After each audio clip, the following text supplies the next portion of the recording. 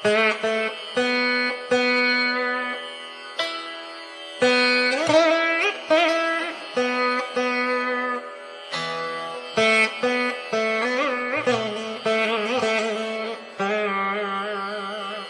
விட்டு கூடு. இதனை நமக்கு வழங்குபவர் சுவாமி விமூர்த்தானந்தர்.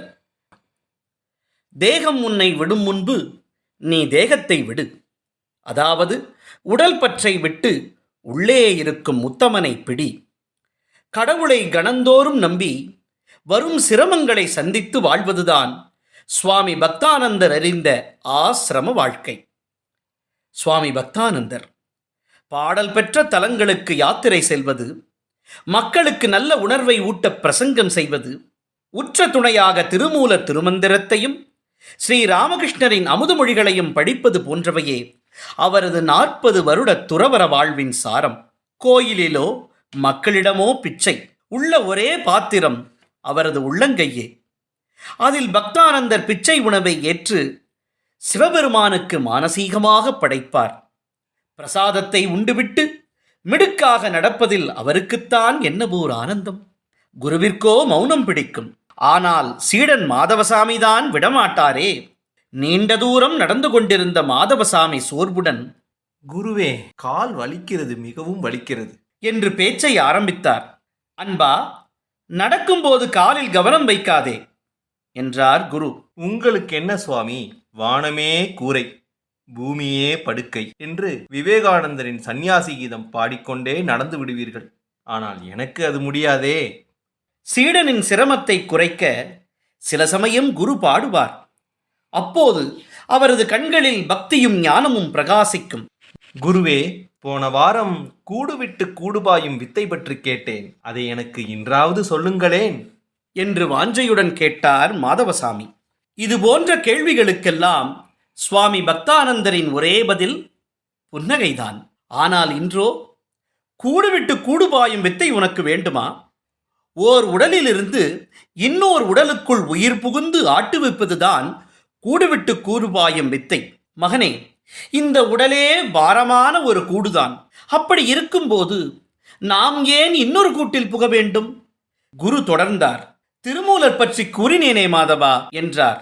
மாடு மேய்க்கும் மூலன் இறந்துவிடவே பசுக்கள் பரிதவித்தன. அதை பார்த்து கைலாயத்திலிருந்து வந்த சுந்தரர் என்ற அடியார் மூலனின் இறந்த உடலில் புகுந்து பசுக்களின் துயர் தீர்த்தார். அதுதானே சுவாமி? அப்போது மாதவசாமி கூற கூற பக்தானந்தர் திருமூலரை தியானித்தார் போலும். அப்போது 2 வண்ணத்துப் பூச்சிகள் அவரது அடர்ந்த தலைமுடியை தொட்டுச் சென்றன. உடனே அவர் ஸ்ரீராமகிருஷ்ணரை நினைத்தார். குருதேவர் ஸ்ரீராமகிருஷ்ணர் 6 மாதம் தொடர்ச்சியாக தியானத்தில் இருந்தார். அவரது தலைமுடி சடையாகிவிட்டது. அதில் பறவைகள் கூடே கட்டிவிட்டன. அதை எண்ணி பார்த்த பக்தானந்த சுவாமி, அந்த அளவிற்கு தியானத்தில் மூழ்கும் உயிர் நிலையெல்லாம் நமக்கு வாய்க்குமா என்று ஏங்கினார். சுவாமி, நான் கேட்டதற்கு சொல்கிறேன். திருமூலர் பரகாய பிரவேசம் தெரிந்தவர். தன் காயத்தையே பெரிதாக போற்றாத அவர் மூலனின் காயத்திற்குள் ஏன் புகுந்தார் என்று கேட்டபடி குரு கோவில் சுவரில் சற்று சாய்ந்தார். மாதவன் குருவின் பாதங்களை பிடித்து விட்டபடி, கூடு விட்டு கூடுபாயும் வித்தை இவருக்கு தெரியாது போல என கண்ணில் நினைத்தார். சித்திகள் இல்லாத சாமியார் என்ன சாமியார் என்று வேலூரில் ஒருவர் மாதவசாமியிடம் ஒரு முறை கேலியாக கேட்டதை அவர் அடிக்கடி நினைப்பார். குரு 5 நிமிடங்களில் விழித்துக் கொண்டார். அவருக்கு எப்போதும் அறிதுயில்தான். திருமூலர் மூலனின் உடலில் புகுந்ததின் மூலமாக சிற்றுயிர்களை பேருயிர்களாக மாற்றும் திருமந்திரம் படைத்தார். உடம்பை வளர்த்தேன், உயிர் வளர்த்தேனே என அவரே கூறுவார் என்றார் குரு. சில தினங்களாக எந்த கேள்வி கேட்டாலும் முடிவில் சித்திகளிலேயே சீடனின் கவனம் செல்வதை குரு கவனித்தார். மாதவசாமி 5 வருடங்களாக குருவிற்கு சேவை செய்து வருகிறார். தியானமும் அவருக்கு கைகூடி வருகிறது. அது போன்ற சமயங்களில் சித்து விளையாட்டுக்கள் சாதகனின் மனதில் வந்து சஞ்சலப்படுத்துவது இயல்புதானே. சீடனின் சஞ்சலமான மனதை தெய்வத்தின் பால் எப்படி திருப்புவது என்று எண்ணியபடி குரு நடக்க ஆரம்பித்தார். மாலை பொழுதானது. பசுமை நிறைந்த வயல் வெளிகளின் வழியாக பயணம் தொடர்ந்தது. சிறிது நடந்த பின் ஓரிடத்தில் ஜன நடமாட்டம் இல்லை. நிறைய மரங்கள். அதனடியில் எண்ணெய் கண்டு பல மாதங்கள் ஆகியிருந்த ஒரு சிறிய பெருமாள் சிலை. அங்கே அதென்ன? ஓ, பெரிய கொட்டகையில் கோழிப்பண்ணை. அதற்கு வெளியே ஒரு நாட்டுச் சேவலும் சில கோழிகளும் திரிந்து கொண்டிருந்தன. இதையெல்லாம் பார்த்த குரு, மாதவா என்றார். குரு அவ்வாறு அழைத்தால் இங்கு தியானிக்கலாம், ஏற்பாடு செய்வாயா என்பது பொருள். சுவாமி, இங்கேயா கோழிப்பண்ணை இருக்கிறது? இங்கு வேண்டாமே என்றார் மாதவ சுவாமி. கோழிகள் என்றால் உனக்கு பிடிக்காதா? ஆமாம், தீனி தின்று மேனி கொழுத்து மனிதனுக்கு தீனியாகவே போகும் தரித்திர ஜென்மங்கள் அவை என்றார் சற்று வேகமாக. தரித்திர தேவோபவ, தரித்திரர்கள் உனது தெய்வமாகட்டும் என்று சுவாமி விவேகானந்தர் முழங்கியது உனக்கு ஞாபகம் இல்லையா? சரி மகனே, உன்னை ஒன்று கேட்கிறேன். இவை அடிமைகள் என்றால் நீ எப்படி என்றார் குரு தீர்க்கமாக. குருவின் வார்த்தைகளின் வேகம் சீடனின் வாயை அடைத்தது.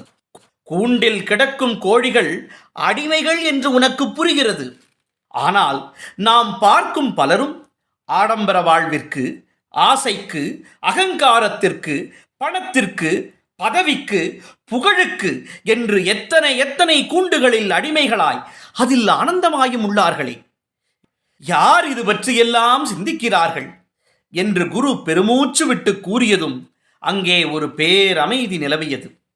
மாதவசாமியிடம் குரு நீண்ட நாட்களுக்கு பிறகு அவ்வாறு கடிந்து கொண்டார். ஆமாம், குரு கூறுவதும் சரிதானே. நான் அறியாமைக்கு அடிமை, மாயைக்கு மீண்டும் மீண்டும் அடிமையாகிறேன். நான் எதற்கும் அடிமை இல்லை என்று உணர்ந்து விட்டேனா என்று அந்த சீடனின் துறவற மனம் தனக்குள் கேட்டுக்கொண்டது. யோசித்தவாறே மாதவசாமி குருவின் ஆசனத்தை மூட்டையிலிருந்து வெளியே எடுத்து பரப்பினார். ஜபமாலையையும் பகவான் ஸ்ரீராமகிருஷ்ணரின் அமுதமொழிகள் நூலையும் அவருக்கு முன் வைத்தார். தியானம் முடிந்த பின் குரு அந்த நூலிலிருந்து ஏதோ ஒரு பக்கத்தை திறப்பார். அடுத்து அவர் என்ன செய்ய வேண்டும் என்று தெய்வம் அவருக்கு வழிகாட்டும் வழிமுறை அதுதான். பக்தானந்த சுவாமி உட்கார்ந்ததும், இன்று என்னோடு சேர்ந்து நீயும் தியானம் செய் என்றார். இல்லை சுவாமி, உங்களுக்கு சமமாக மட்டுமல்ல, சிரமமாகவும் அமரமாட்டேன். ஏனப்பா? நீண்ட தூரம் நடந்ததால் சோர்வாக உள்ளது. தியானம் செய்ய உட்கார்ந்தால் தூங்கி விடுவேன். பரவாயில்லை, தியானம் செய். உன் உடல் மற்றும் உள்ளத்து அசதிகள் எல்லாம் அகன்றுவிடும். மாதவசாமி அமர்ந்தார். அவரது மனம் ஏதாவது சித்தி பெறும் சக்தியை இன்று தருவாரோ என ஏங்கியது. குரு பிரசன்னமாக சீடனை பார்த்து சிரித்தார். குருவின் அன்பு சீடனை அக உலகிற்கு அழைத்தது. இருவரும் சிலையாக அமர்ந்து தியானித்தனர். சில நிமிடத் துளிகளில் குரு தனது சங்கல்பத்தால் சீடனின் மனதை ஈர்த்து கொண்டார். தான் அப்போது சிந்திப்பதை, சொல்வதையெல்லாம் சீடன் உணரும்படி செய்தார். சிறந்த யோகியான அந்த குரு யோக சக்தியால் தனது மனதை அங்கிருந்த சேவலிடம் செலுத்தினார். ஆச்சரியம்! உடனே அந்த சேவல் புத்துணர்வு பெற்று கம்பீரமாக நின்றது. சற்று முன்பு வரை புழுக்களை தேடி வந்த சேவல் சட்டென ஒரு வீரச் சேவலாக மாறிவிட்டதை பார்த்த உடனிருந்த கோழிகள் விக்கித்து நின்றன. குரு சேவல் சுற்றும் முற்றும் பார்த்தது. ஆம், அதன் மூலமாக பக்தானந்த சுவாமியை அனைத்தையும் கண்டார், பேசினார். பண்ணையின் அருகே குருசேவல் சென்றது. ஒரே கணத்தில் அடிமை கோழிகளின் அவல நிலையை உணர்ந்தது. இவை இன்னும் 45 நாட்களிலேயே மனித மாமிச பேராசைக்கு மலினமாக மடியப் போகின்றனவே என எண்ணிய குருவுக்கு இரக்கம் பிறந்தது. அதே வேளையில் வீராவேசமும் பீரிட்டது. உடனே கோழிகளின் மொழிகளிலேயே அறைகூவல் விடுத்தது. சகோதரிகளே, எத்தனை காலம்தான் நீங்கள் இப்படி அடிமையாக வாழ்வீர்கள்?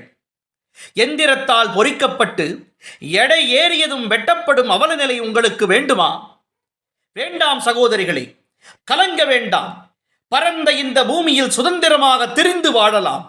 வாருங்கள், கலங்க வேண்டாம். நீங்கள் உங்கள் உள் வலிமையை உணர்ந்தால் இக்கூண்டை உடைத்தெறிந்து விடலாம். உங்களுக்குள் உறங்கும் ஆன்மாவை எழுப்புங்கள். உறங்குகின்ற ஆன்மா மட்டும் விழித்தெழுந்து தன்னுணர்வுடன் செயலில் ஈடுபடுமானால் சக்தி வரும், பெருமை வரும், நன்மை வரும், தூய்மை வரும். இவையெல்லாம் மேலானதோ அவை யாவும் வரும் என்று சுவாமி விவேகானந்தர் கூறுகிறார். இவ்வாறு குருசேவலின் அறைகூவலை கேட்டதும் கூண்டுக்குள் ஒரே கோலாகலம். கோழிகள் தலை நிமிர்ந்தன. யார் இவர்? இவர் கூறுவதை கேட்கும்போது நமக்குள் ஒரு புது சக்தி பாய்கிறதே என்று பார்த்தன. உடனே அவை படபடவென்ற இறக்கைகளை அடித்துக் கொண்டன. சில கோழிகள் உயர உயர குதித்தன. ஆஹா, பறப்பது எவ்வளவு ஆனந்தம் என்று அன்றுதான் முதலில் அவை உணர்ந்தன. விடுதலை, விடுதலை, இனி நாங்கள் அடிமைகள் அல்ல என்று அவை கோஷமிட்டன. திடீர் பரபரப்பை அங்கிருந்த மனித காவலாளி கவனித்தான். சேவலை துரத்தினான்.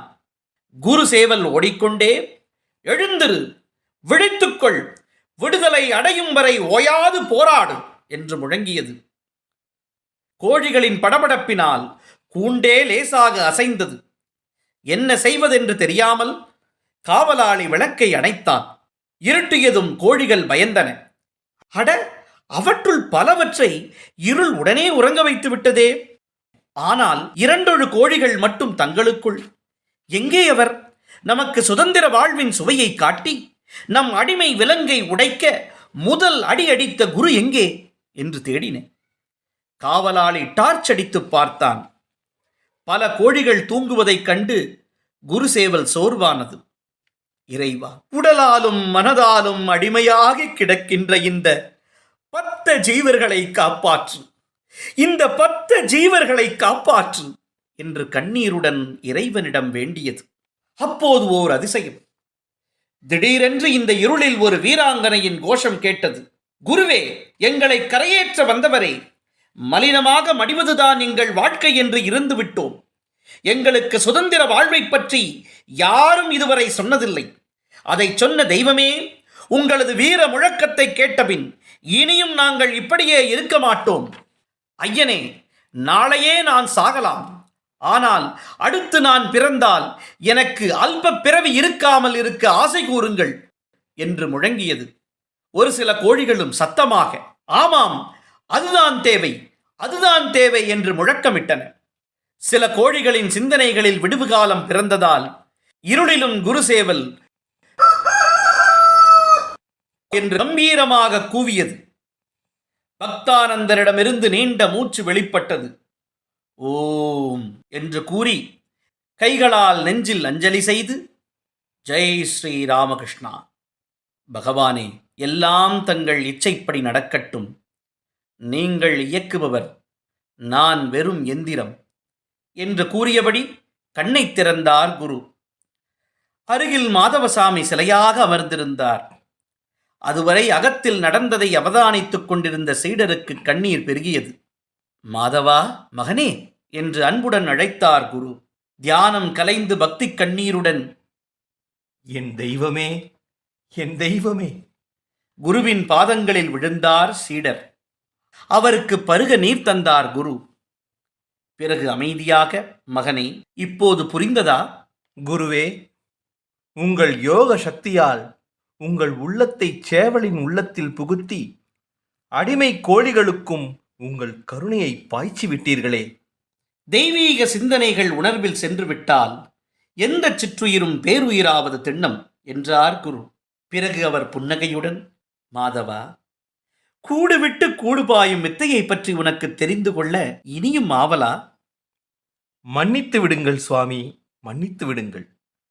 சாதாரண உயிர்களான கோழிகளுக்கு உயர்ந்த விஷயங்கள் ஓதப்படும் போது அவை வாழ்வின் மேன்மையை தேடுகின்றன. ஆமாம் மாதவா, வடலூர் வள்ளல் பெருமான் திருவாச்சகத்தை பற்றி உரைக்கும்போது, மணிவாச்சகப் பெருமானே, தங்கள் வாச்சகத்தை கேட்கும் கீழ்ஜாதி பறவைகளும் கொடும் விலங்குகளும் கூட மெஞ்ஞான நாட்டமுறும்போது நான் அந்த நாட்டம் அடைவதில் வியப்பென்ன எனக் கேட்பார். சத்தியமான வார்த்தைகள் சுவாமி.